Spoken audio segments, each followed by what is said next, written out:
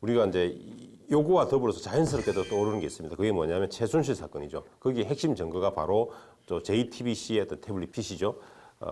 그리고 또 이게 그 사건의 또 시발점이었던 것입니다. 그래서 사실 좀 비슷한 면이 있어 보이는데 어떻습니까? 우리 그 당시 우리 JTBC의 태블릿 PC 사건 입수했던 사건 있지 않습니까? 그 사건 지금 법적으로는 문제가 없는 것으로 지금 현재 정리가 돼 있죠. 예, 그렇습니다. 근데 이제 그 사건과 이 사건은 태블릿 PC라는 것만 갖고 사실관계가 전혀 예. 다른 사건인데요. 예. 그 국정농단과 관련해서 재판이 진행되면서 예. 가장 중심에 있었던 그 최순실의 태블릿 PC는 예. 실제로 지난 국정감사 때 윤석열 중앙지검장이 JTBC가 입수한 태블릿 PC에 대해서는 예. 불법 영득 의사가 없다. 이건 약간 법률 용어인데요. 영득의 의사가 없다라고 인정을 해서 그때 건물 관리인의 진술까지 토대로 해서 무혐의 결정을 내렸고요.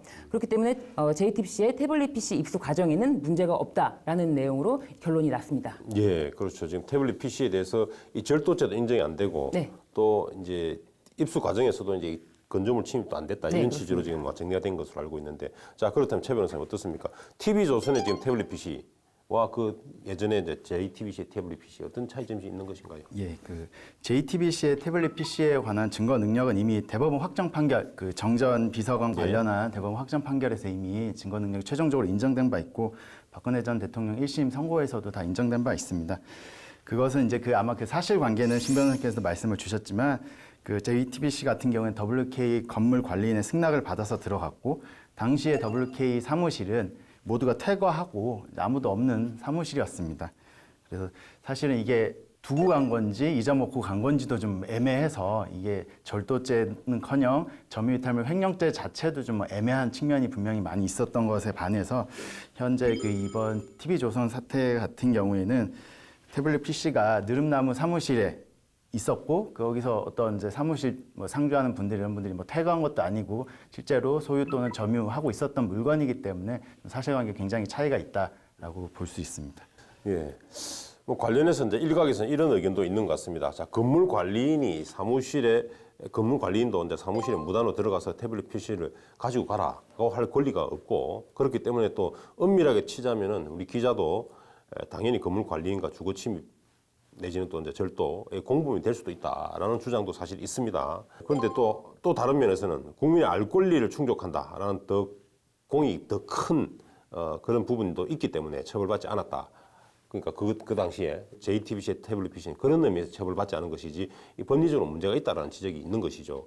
자, 그렇다면은 똑같은 의미에서 본다면은 우리 TV조선 기자가 취득한 태블릿 PC 이것도 지금 사실은 어찌 보면은 알 권리 충족 관련된 그런 부분이 아닌가라는 주장이 있을 수 있거든요. 어떻습니까? 이거는 이 절도죄가 어떻게 성립되는지를 살펴봐야 되는데요. 예. 절도죄의 객체는 타인 점유, 타인 소유의 물건에 대해서 유체 동산에 대해서 점유를 취득하는 방식에 의해서 소유권을 배제시키는 것인데요. 그럼 과연 최순실의 태블릿 PC 그거에 대해서 타인 점유인가? 그때는 이미 WK가 퇴거한 상태였기 때문에 버려두고 간 것이라면은 버려두고 간 것이고 잊어버렸다 그러면은 그 경우 점유이탈 횡령죄가 될 수 있습니다. 네. 그렇다면 소유권을 살펴봐야겠죠? 일단 타인 점유는 인정되지 않기 때문에 소유권을 살펴봐야 되는데 최순실은 그때 나는 태블릿을 사용할 줄 모른다. 내 것이 아니다. 라고 부정을 했습니다. 자기 소유권을 이미 포기했다고도 볼 수 있고요. 그렇기 때문에 그 태블릿이 자기 것이 아니라고 주장을 한 상황에서 이건 타인 점유, 타인 소유물이 아니었기 때문에 이건 절도죄의 객체도 안 되고 점유이탈 횡령죄의 객체도 되지 않는다고 볼 수 있습니다. 그런데 지금 이 사건은 그거랑은 전혀 다르다는 거죠. 이거는 타인 점유, 지금 느릅나무라는 출판사의 점유가 인정이 되고요. 그리고 타인 소유권을 누구도 포기하거나 양도하거나 이런 것도 아니기 때문에 이거는 절도죄의 객체가 되는 행위라고 볼 수 있습니다. 신 변호사께서 잘 설명해 주셔서 저는 이제 박근혜 전 대통령 1심 판결문에서 추가로 이제 태블릿 PC의 증거 능력에 대해서 이제 다툼이 있었는데 그때 이 JTBC의 태블릿 PC가 가지는 어떤 공적인 가치에 대해서 설시한 부분 한번 주목할 필요가 있을 것 같습니다.